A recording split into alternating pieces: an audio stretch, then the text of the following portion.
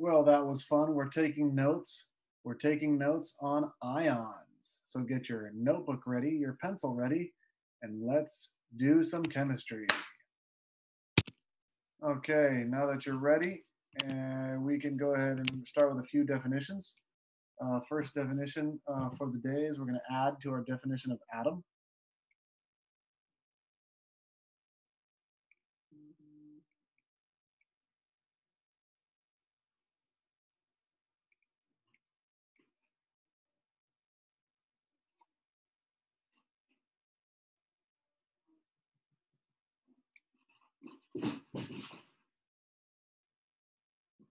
Okay, so an atom is the smallest particle with no charge. What does no charge mean? That's what we're going to explore today, is talking about charge. What it means is that the number of the protons inside of an atom will equal the number of electrons that are in the electron cloud. This is going to be our definition of atom today. It's what we want to think about. Okay, not to be confused with isotope.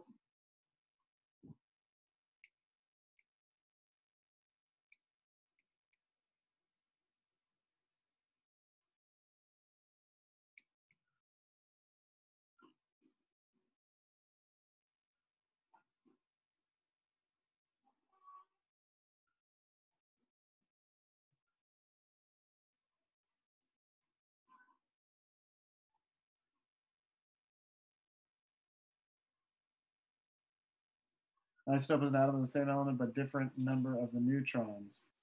Okay, but what we're going to put our focus on today is this one right here. It's called an ion. Hey, pay attention. I've got my eye on you.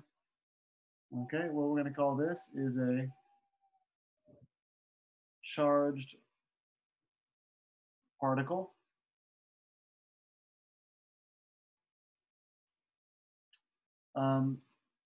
And it becomes a charged particle when there's a difference in the number of protons and electrons. So an atom has an equal number of protons and electrons, but an ion has a difference in the protons and electrons.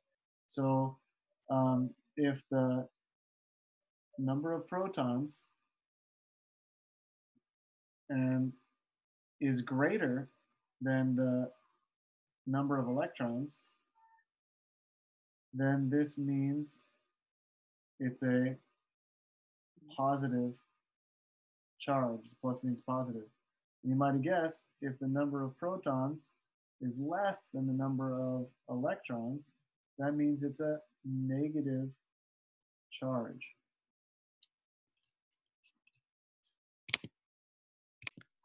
So we know that an atom's identity, an element's identity, is from the number of protons it has. That's the atomic number.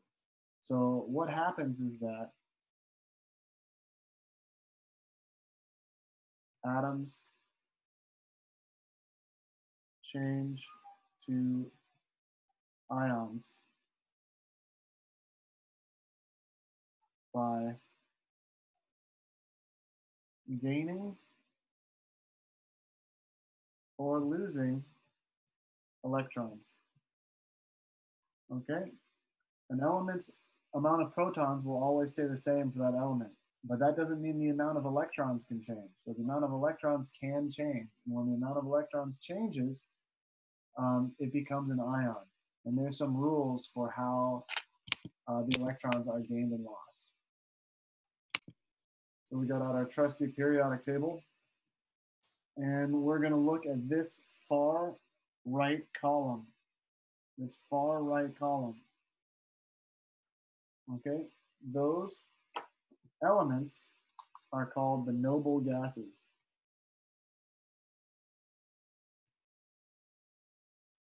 They're called the noble gases. N-O-B. The reason why they're called the noble gases is because they're unreactive. So let me tell you the quick story. So here's the land, and imagine like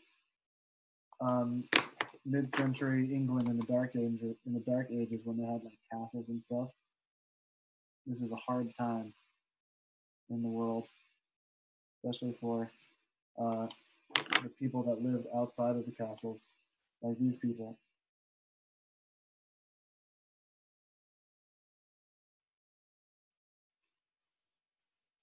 Okay, nobody cared about these people. Everyone only cared about the king and the queen who are up here. That's the, okay, that's the crown. This is the king and the queen living their wonderful royal life with their crowns. And these are the peasant people. Nobody cared about them. Well, if there were any wars that came, or if there was hard weather, and the peasant people couldn't escape the war, or they couldn't or they couldn't grow food because the weather was so cold, they would run to the castle and they would say, "Hey, please help us! Please help us!" And what do you think the king and the queen did? They did nothing. They were unreactive. They didn't care. So noble gases are unreactive. They're called noble gases because they were named after the nobility. They were named after the kings and queens who are unreactive to the cries of the people. It's kind of a sad story, to be honest. Okay, so what does unreactive mean? It means that they don't chemically react easily or at all with the other elements. It means that they're stable. It means that they're stable. Yeah, it means that they're stable. What does stable mean? Imagine them like, imagine these elements like all the other elements are like chemically combining, and they're trying to hang out like they're friends. They're chemically combining, forming compounds and molecules. But these elements over here, they're that one friend that's like, no, I'm good, and they just want to hang out by themselves. They don't like to combine and make chemical compounds and molecules with the other elements. They like to stay by themselves. They're that one person who's too cool to hang out with anybody. That's the noble gases. Well, that kind of has an effect on all the other elements. All of the other elements want to have the same ratio of protons, neutrons, and electrons as the noble gases. They want to have a similar ratio. It's a special ratio of being stable. So what all the other elements have to do is that they have to either gain or lose their electrons in order to have this feature of stability and become more unreactive. Because all the other elements on the periodic table are highly reactive and they're highly unstable, some more than others. But when they do react, they're reacting in a way where they're gaining or losing electrons so that they can have this a similar electron configuration as the noble gases. The noble gases are the elements to be. All the other elements want to be like the noble gases. So let's start with an example. Let's analyze the fluorine atom and the fluoride ion. So we got, you're writing this down, fluorine atom versus fluoride ion. Okay, so fluorine atom, we know that is a particle that has no charge. So if we look at fluorine right here on the periodic table, it's number 9. So that means it has 9 protons.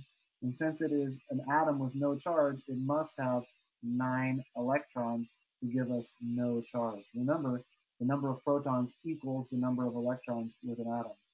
The fluoride ion still has 9 protons. That doesn't change because it's still fluoride. So that gives it the identity of fluoride.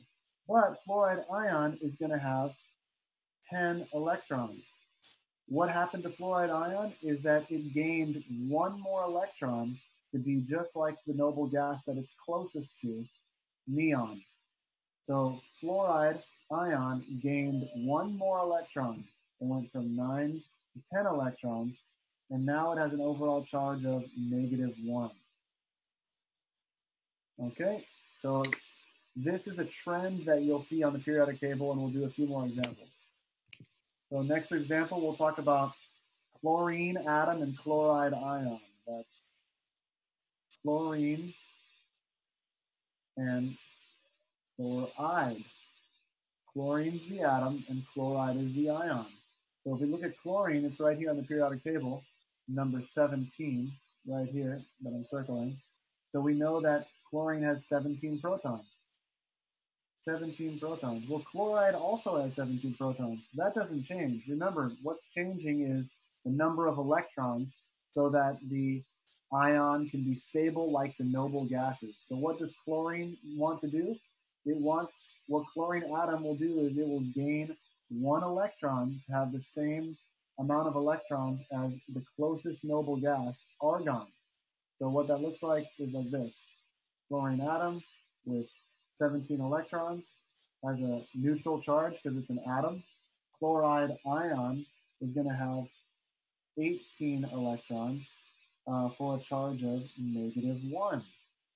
So you notice that both the fluoride ion and the chloride ion have a charge of -1, and it's because their position on the periodic table is just one away from the closest noble gas. It's just one away from the closest noble gas. You also may have learned that this suffix happens when there's a negative ion. So the suffix "ide" happens when there's a negative ion. Let's do another example. Okay, let's talk about oxygen atom and oxygen ion. Oxygen atom, if you find it on the periodic table, it's number 8 right here. So oxygen atom has 8 protons. Since it's an atom, we know it's electrically neutral. It has no charge, which means it has the same number of electrons for a 0 charge. How is that 0 and not 16? It's 8 positives plus 8 negatives. That equals 0. And it means there's a no charge there. Okay, so oxide ion is going to be different than the other two examples because there's 8 protons, but this time there's 10 electrons. Now that's a difference of 2. So that means there's a -2 charge on the oxide ion. And if you look at oxygen on the periodic table, it's 2 away from the closest noble gas number, neon. So maybe you're starting to see a trend or a pattern here. But if we analyze sulfur and sulfur ion, you might be able to tell me that sulfide ion has a charge of -2, and it has 18. Sulfide ion will have 18 electrons, just like argon. Why don't you do this one right here as an example? Try and work this one out.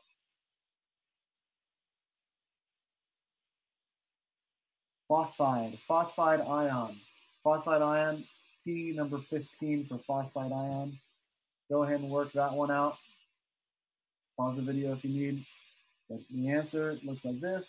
Phosphide has 15 protons, but it has 18 electrons with a -3 charge because it's gaining 3 electrons to have the same number of electrons as the closest noble gas.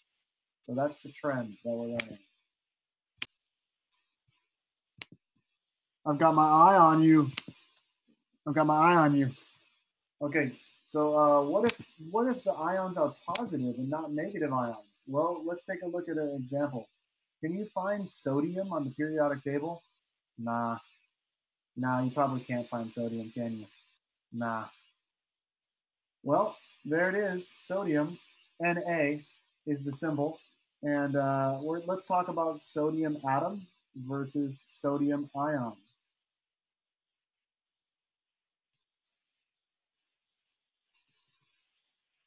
All right, so here's sodium atom versus sodium ion. Sodium atom and sodium ion both have 11 protons. There it is, number 11 on the periodic table. Okay, sodium atom, since it's a neutral particle, no charge, it must have the equal number of electrons. 11 positives plus 11 negatives is neutral.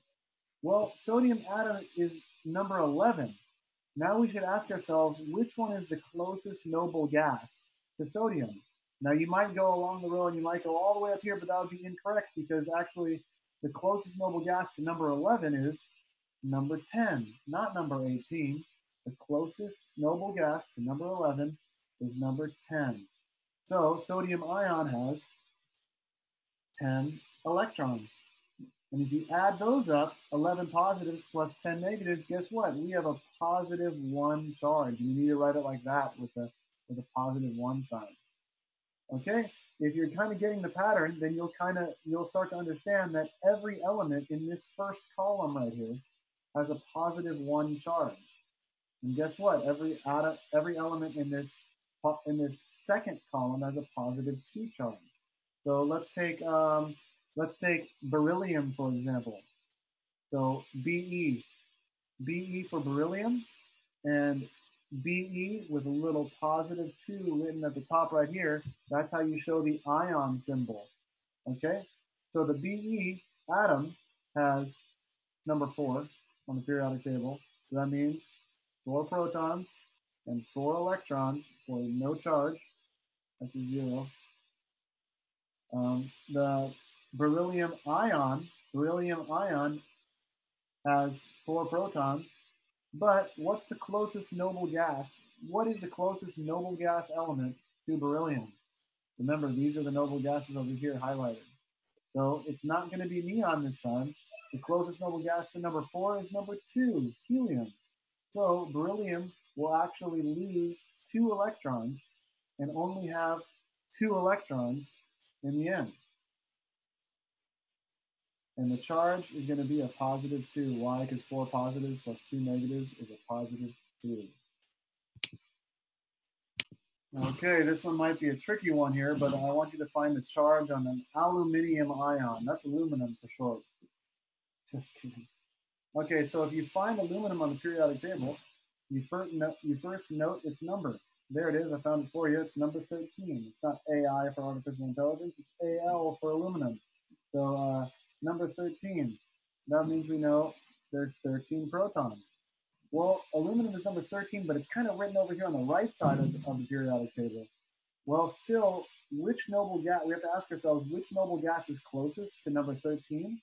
It's not number 18, it's actually number 10, because 13 is closer, the number 13 is closer to number 10 than it is to number 18. So we know that aluminum will lose the 13th, 12th, and 11th electron to have 10 electrons, like the closest noble gas to aluminum. So that means there's 10 electrons, and the charge on aluminum is going to be a +3 charge. Why? Because the protons are winning, they're winning by 3. Positive protons are winning, there's more than, there's 3 more than the negative electrons. Okay. Oh yeah, I forgot to note that the positive ions, their suffixes don't change. So we say aluminum ion as opposed to when we said earlier oxide. So because I say oxide and I see that the suffix changed from oxygen, that's how I know that oxide is a negative ion. Let's talk about writing the symbols down for these ions. So the symbol for aluminum is Al. And we learned in a previous video that the charge is written in the top right corner. If there's no charge written, that means it's an atom, it's not an ion. But since this is aluminum ion, we write a +3 right there in the top right corner. And that's how you show an ion symbol. Oxide. Oxide, we know from earlier, has a -2 charge. So we put a -2 right there. It doesn't matter if you put -2 or 2 negative or +3 or 3 positive. I've seen them written different ways in different chemistry books. They both mean the exact same thing. Okay, we're taking notes. Make sure you pause the video so you can write down everything you see here. We're going to be talking about most common ions. Now that you know what an ion is, you can talk about the most common ion, which is just an ion is an element that's most likely to form. It's the ion of an element that is most likely to form. Examples of most common ions that we've already talked about. Oxide. We've talked about aluminum ion. We've talked about fluoride ion. We've talked about sodium ion. Sometimes they just write the plus without putting a little +1, or sometimes they write the minus without putting a -1 because the 1 is just shown by the plus right there. Okay, so these are all examples of most common ions. Examples of elements with no most common ion Well, I think I already told you. What are all the elements? All the elements are trying to gain and lose electrons to have the same number of electrons as the closest noble gases. So any of the noble gases, that's helium, neon, argon, krypton, etc. Okay, so now we can start talking about something called an ionic compound. An ionic compound, you might guess, is a compound that forms from ions.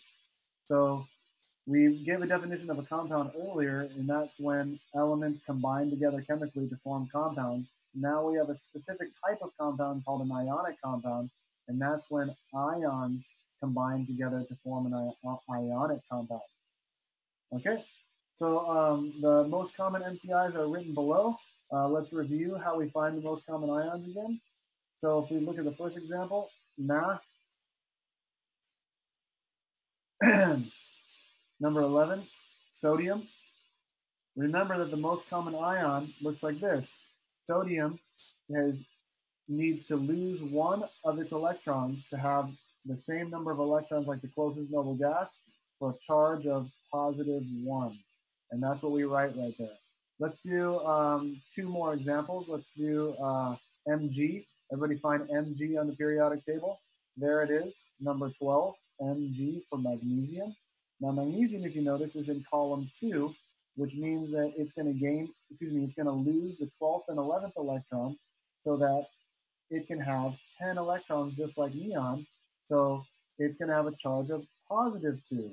Why does it have a charge of positive 2? Because 12 positive protons plus 10 negative electrons gives a charge of positive 2. Okay, let's do this one way down here. Let's do Y. Let's find Y. Y is number, why are we doing this with those Y? Okay, so Y is going to be number 39. Found it right here. 39 is not going to gain all of these electrons to be like number 54. 39 will just lose the 39th, the 38th, and the 37th electron. So it loses 3 electrons to be like the closest noble gas, number 36, way over here, like krypton. So since it has 39 protons, but only 36 electrons, that means the Y has a positive 3 charge. Let's just do one negative ion example. I think I already gave you this example, so fluoride is a negative 1. Why don't you take the time to fill out the rest of those, and I'll give the answers in a moment. Pause the video. All right, if you haven't paused the video already, do so now, quick, because I'm about to give all the answers. Okay, pause the video if you need. Here they are. There's all the answers. And I hope what you're learning is that there's a pattern or a trend that you can follow on the periodic table of elements that helps you know what the charge is on each ion when an element forms an ion. Okay, that's called the trend on the periodic table. It says the colored PT, colored for periodic table. Here's the colored periodic table. Just ignore all of these little numbers inside of the boxes right now. But what we're looking at is that the red are metal atoms and the blue color are non-metal atoms. Why do we care about that? Well, the red metal atoms form positive ions, while the blue non-metal atoms form the negative ions. And I see how I wrote on the top of each column on this special periodic table. You'll get one of these sometime, and you'll be able to color in on your periodic table where the metals are and where the non-metals are, and where the charges are for each column. So these charges that are written -1 go for all of these elements in this column. That's the charge when they become an ion. Okay, so now we can build ionic compounds. And how do you build ionic compounds? One very simple rule is that you must balance the charges, the positives and the negatives. So how do we build an H2O molecule? Okay, so let's do an H2O molecule. H2O.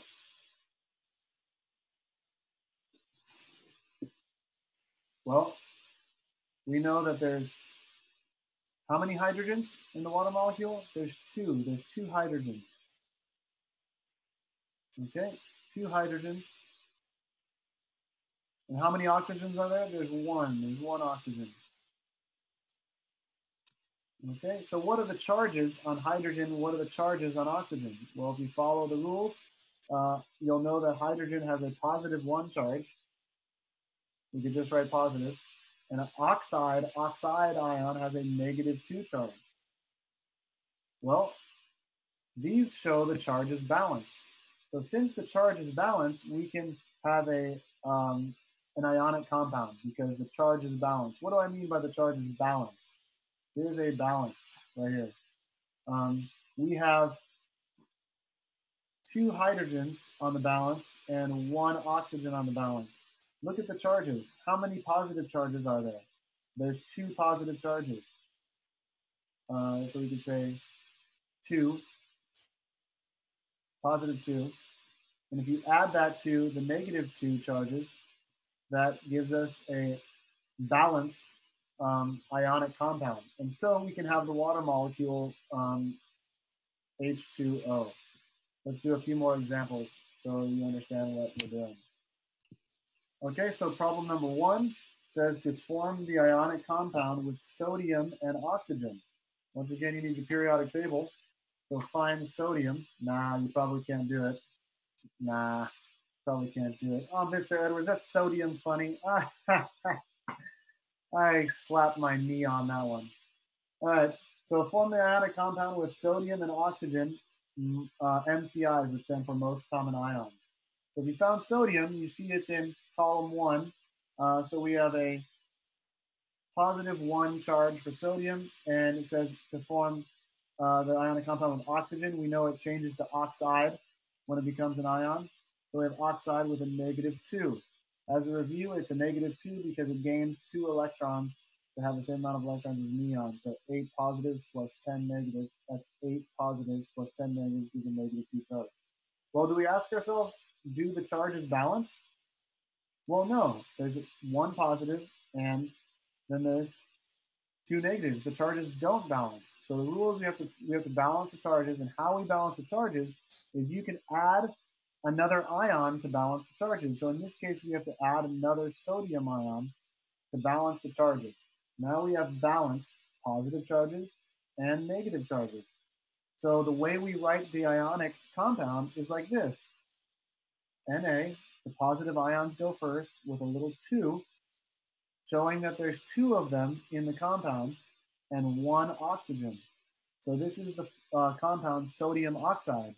And we know sodium oxide has 2 atoms of sodium with 1 atom of oxygen because the charges must balance in ionic compounds. This might be confusing, but if you keep practicing, you'll get better and better. Let's do number 2. Okay, number 2 says form the ionic compound with aluminum and chlorine. If you like the challenge, go ahead and pause the video and you'll get the answer in a moment. But I'm going to keep going with the work right now.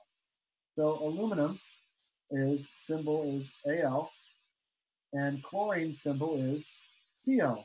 Let's start with aluminum. Aluminum on the periodic table is number 13. Here it is. There's aluminum. Aluminum has a charge of +3 because its closest noble gas is neon, meaning that it has 13 protons, 10 electrons. If you add them together, that's a +3 charge. So the aluminum has a +3 charge, aluminum ion. Chloride ion, on the other hand, is number 17, which is right here. It has 17 protons, but when it becomes an ion, it will gain an electron. So it now has 18 electrons. So 17 positive protons plus 18 negative electrons gives a -1 charge for chlorine. Are the charges balanced in this ionic compound? No, they're not balanced because there's 3 positives and 1 negative. So it needs to be a fair fight. So it needs to be a fair fight. Right now, 1 aluminum can beat up on 1 chloride ion. So the chloride ions have to call their friends over. So here's another friend, chloride. Is it still a fair fight? No, it's not a fair fight. Still not a fair fight. Chloride has to call over another friend. Okay? So now there's 3 chloride ions against 1 aluminum ion, and that's a fair fight. And the way that you write the formula looks like this. Al for aluminum, and there's only 1 of them. And then you put Cl for chloride, and then you put a little 3 right there. And that's how you write the aluminum chloride ion, and it's called aluminum chloride. Say it out loud, aluminum chloride. Aluminum chloride. All right, people, you get to do number 3 and 4. Try them out. Try them on your own. See if you get the right answer. I'm not going to give you the answer. It's going to be a question. I lied to you. I'm going to give you the answers. All right, if you're still working on them, here are the answers. Pause it if you're still working on them, but here are the answers. 1, 2, 3. There's the answers right there. Okay, it was a tricky question, but yep, those are the answers. Okay, so now we can start filling out a chart with lots of information, with all the information that we've ever learned so far about atomic structure and isotopes and ions. And let's start filling out this chart. Number 1, 2, 3, 4, 5, 6, all the way down to 15. Okay, so the chart works like this. I'll do a few examples for you. Chart works like this. Each number is given, you're given enough information in that row to solve all of the other blanks in the problem.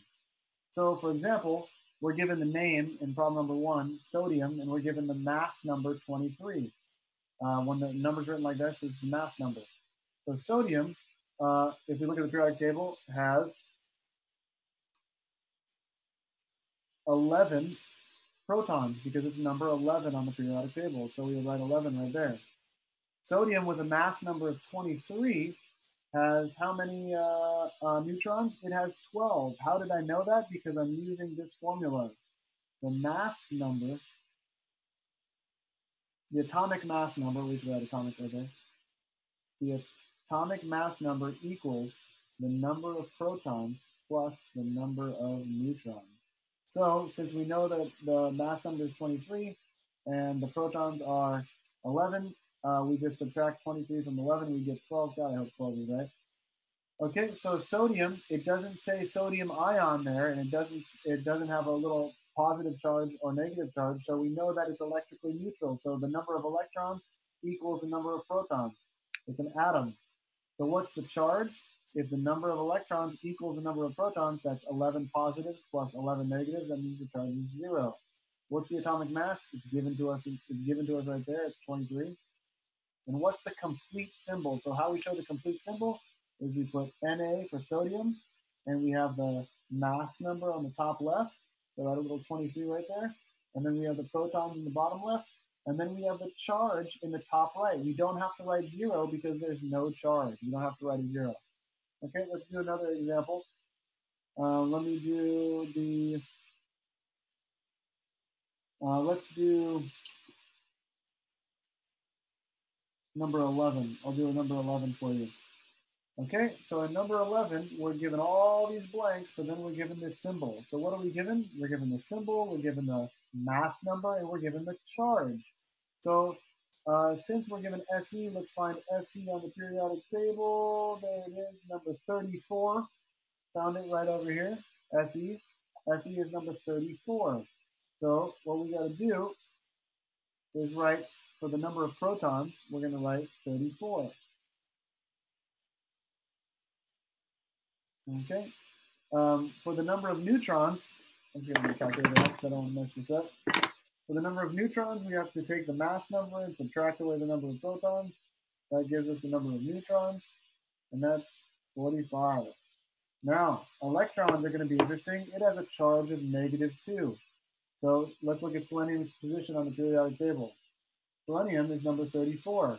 It has a -2 charge because guess what? It gained 2 electrons to be like the closest, to have the same amount of electrons as the closest noble gas, krypton. So that's a difference of 2 electrons. So we have a difference of 2 between the protons and the electrons. So that means the number of electrons is 36. That's 36. So what's the charge? 36 electrons and 34 protons. That's a -2 charge. That's also written for us right here in the problem. Okay, the atomic mass is 79 because it's written for us right there. And then the number of protons we need to write to complete the symbol, which is 34. Okay, and here's it says 34 right there. Here's the tricky part. You have to figure out the name of this ion. So you try and figure out the name real quick. All right, the name is, just had to look up the spelling, selenide. Did I spell that right? Maybe I did. Selenide, and then you can put the mass number, 79.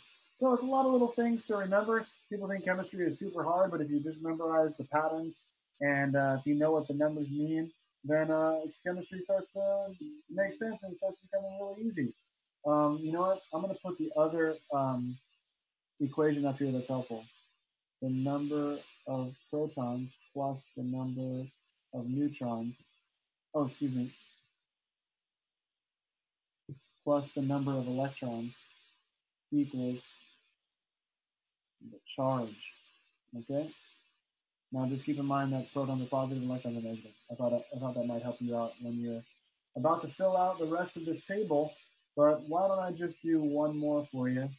Why don't we do number 14? That looks like it's the hardest one. It's down there at the bottom. Okay, so 14. 27 protons, 32 neutrons, 25 electrons. What's the charge? Well, there's a difference of 27 protons and 25 electrons, so protons are winning by 2. That's a positive 2 charge.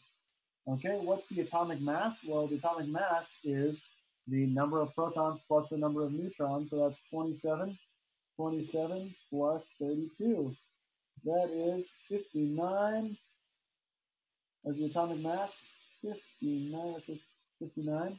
What is the symbol? Well, let's find number 27. Let's find number 27 on the periodic table. Bada bing, bada boom. There it is, number 27 right in the middle. Cobalt, CO is our symbol. CO is a symbol. Let me make that O a little smaller. CO is a symbol. The mass number goes in the top left. The protons go in the bottom left. And the charge goes on the top right. Okay, and we're going to call this cobalt ion dash, the mass number is 59. Okay, what you're going to do is fill out the rest of this chart. Okay, if you need to write the chart, yeah, go ahead. You got to write the chart. Okay? Start writing stuff down, fill it out, and answer the questions.